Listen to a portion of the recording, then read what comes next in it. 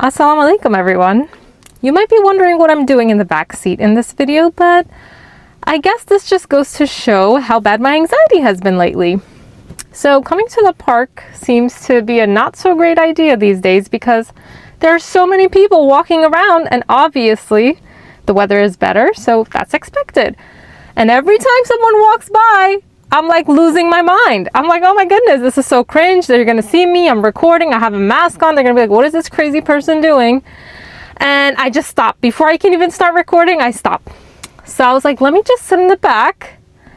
Not that this is gonna guard me from anyone or anything, but I do feel a little more comfortable because I'm not in the front seat, so maybe I'm like less likely to be seen in the back.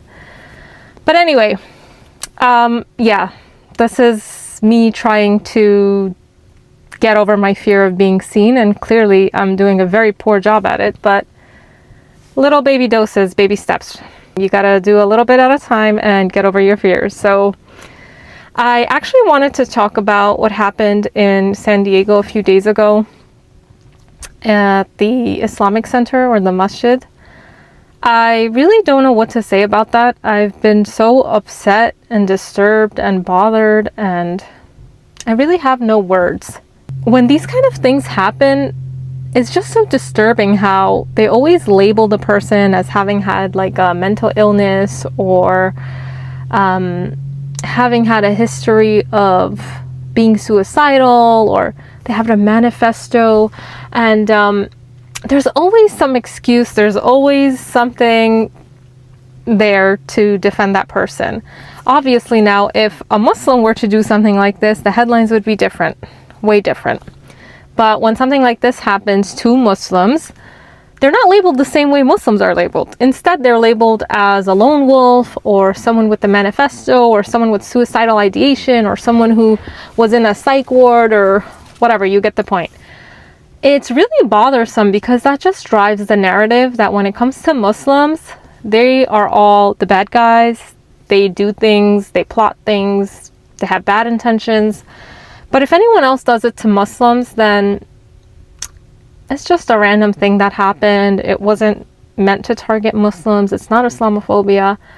And that makes me really sad, especially when I see all the comments are always saying like, oh, this should keep them away. And it's like a picture of bacon or something.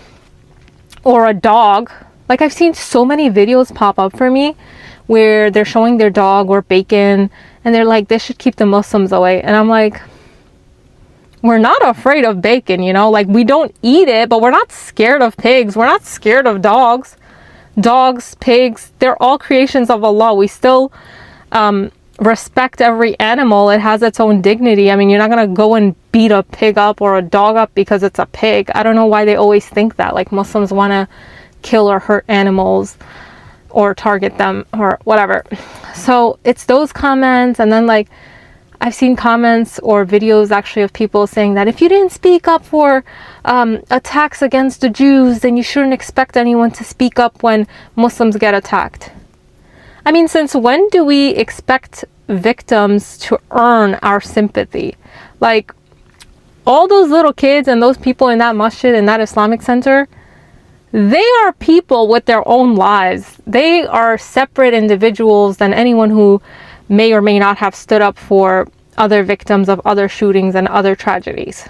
You know, like when it came to the beach shooting in Australia a couple of months ago, I believe it was in December of 2025, where there were a lot of Jews and they were targeted. The guy who stepped up to save them was a Muslim guy named Ahmad or something. He attacked the shooters, and while he did that, he got injured, he got shot. But he saved so many lives that day. And that's how it should be. As a human being, you should not be happy when other human beings get attacked or hurt or killed.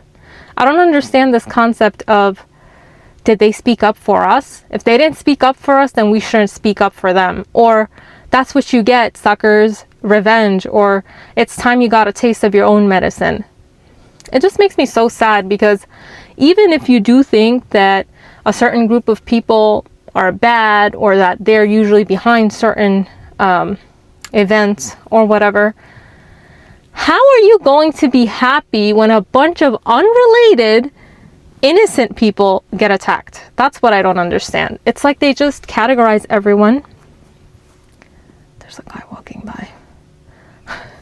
They just categorize everyone as being in one group and that they're all the same.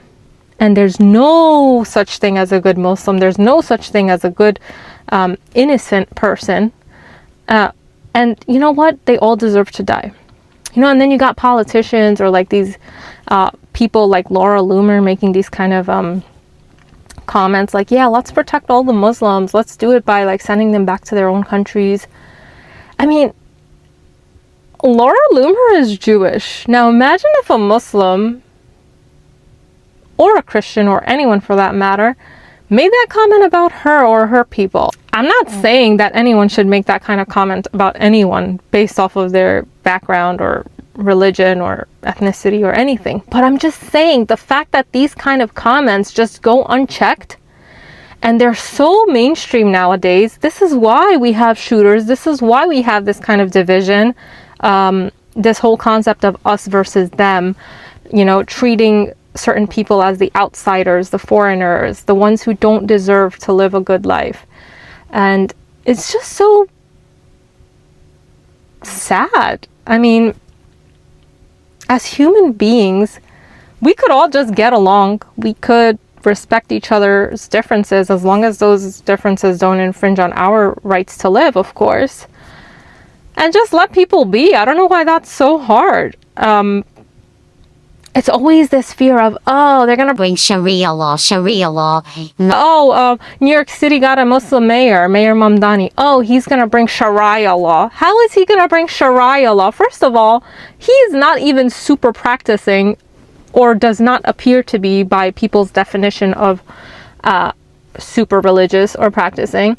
Secondly, he goes to all these like LGBTQ parades and he's like there for everyone. He represents all the minorities. He tries to be there, you know, and show everyone that he cares about them. So if you're going to sit here and cry about Sharia law and you're going to say that Sharia law dictates that, you know, gay people can't live freely and gay people can't get married and this and that and the other, you're going to put Mamdani in the same line as someone who's going to be in favor of Sharia law when Mamdani is pro-LGBTQ. That makes no sense.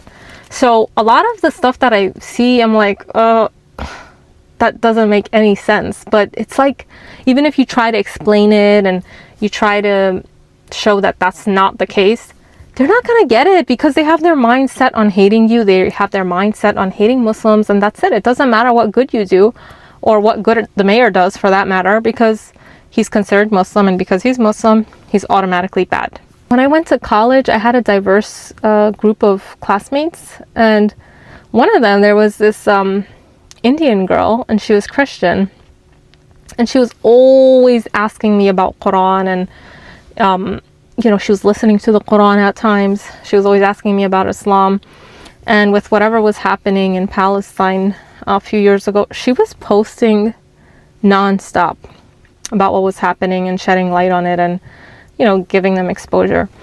And I noticed recently that she doesn't post those videos anymore. She doesn't share it. But on the contrary, she's actually liking posts that are very Islamophobic. And I'm just wondering, like, what happened to her? How did she go from being tolerant and forget about tolerant, like, who listens to Quran when they're not Muslim? Like, you can barely get actual Muslims to listen to the Quran, but she's out here listening to the Quran because she said it felt peaceful and brought her a sense of calmness and stuff. How do you go from that, where you're not just tolerant, but you're like actually immersed in aspects of the religion, to hating Muslims, liking weird videos, leaving comments saying like, yeah, Muslims hate America, but then they're the first ones who want to come to these countries. How do you go from that to liking videos that are outright Islamophobic, leaving mean comments about why Muslims come to these countries and yada yada yada? I'm just shocked. I guess it hurts a little more when it's someone you were friends with, you went to school with, you saw a totally different side of them, and now they're like kind of just grouping you with people that don't have the best intentions for the rest of the world. And basically just saying that you don't deserve to be here, you don't deserve to live in this country, and you don't even have the right to exist. I mean, I try not to let it get to me, because the more I think about these things, the more upset I get. And even if I like argue with people in the comments, it's not going to change anything. In the end, I just get more frustrated when they don't understand. And that's something that I'm working on, like not letting it bother me. But it makes me feel so sad inside that the world could be such a beautiful place. Everyone could get along or be tolerant of each other. But when you see these kind of things, like the shootings or like any attack on any group of people based on their religion, whether it's attacking a church or a synagogue or a masjid or whatever, it makes me so sad, because it shows me that instead of us being united as human beings, there's just so much division and hate amongst us. It kind of makes the world seem like a gloomier place than it actually is or should be. I don't know if that's an accurate statement, because the world is a pretty cruel place. There are evil, mean, corrupt people out there, but I would like to hope that there's still beauty in the world, and I would like to hope that there are good people in the world who choose to see past these kind of things and who don't hate people without even knowing them. It makes me sad that kids can't go to school without being afraid for their lives, whether it's in public schools or Islamic school or religious, any private school, Catholic, Jewish, whatever. Just in general, that's another thing. Like, my mom was saying she wanted to get my son those shoes that light up. And I was like, no, thank you. That was like a part of our childhood. All the cool kids had those shoes. But I remember seeing a video a few years ago where a lady was like, I don't let my kids wear those shoes because I'm afraid when they're in school, what if there's an active shooter? And when they're like hiding in a corner or walking, what if those shoes light up and that's how they get caught and they lose their lives? And I'm like, what kind of world do we live in where you can't even buy your kids shoes without overthinking it and thinking, is my kid going to be safe or not? I think it's really tragic that we live in a society where our kids are not just going through fire drills, but they have active shooter drills. Like, you're going to school to learn, or you're going to the masjid to worship, or whatever place of worship you go to. That's supposed to be a place of peace, serenity, comfort, safety. And instead of that, people manage to turn it into a place of terror and destruction and fear. Now I'm worried about those kids. Like, how are they going to go back to school and not be traumatized thinking about how that happened? Like, I remember when the New Zealand shooting happened in 2019, and it was like Ramadan, I think a month or a month and a half after that, and I was in the masjid and I was shutting the women's side. Like, I was locking the door during Tarawih because I was like, I just kept getting flashbacks to the footage of that video, the live stream, and I was like, what if someone just comes in and starts shooting at us right now? And it's always so sick and twisted when they do this. Apparently this time around too, they had GoPros and they were live streaming it as if it's like a video game or it's something fun. You killed 3 innocent people on that day, and you didn't just ruin their lives, but you ruined their families' lives. These people have kids, potentially grandkids. There was an older gentleman amongst them. And in the end, they killed themselves. I guess they were suicidal or whatever, but it's just so heartbreaking that people will go out of their way. I mean, if you're gonna hurt yourself and you want to leave this world, that's up to you. You should seek help. But if you want to do that, everyone is free to do as they please. But the moment it infringes on other people's rights and you're gonna take someone else's life, that's just so selfish and cruel. And I was thinking, like, you know how some of us might be living in fear, like, oh my goodness, I don't know what I'm going to do when I lose a parent. I don't know what I'm going to do when I lose this person or that person. How am I going to deal with the grief? How am I going to deal with it? How am I going to cope? And then I thought about these people. They were just in school. It was a regular day of work for them. And now all of a sudden, 3 people lost their lives. 3 families lost their father or grandfather or uncle or whoever, son, husband. And now their lives will never be the same. those shooters stole from those kids and those family members. Like, it's one thing you die a natural death and it was your time. That's still heartbreaking. That's still sad. That's still hard to cope with. You still struggle, like, oh my goodness, what am I going to do without this person?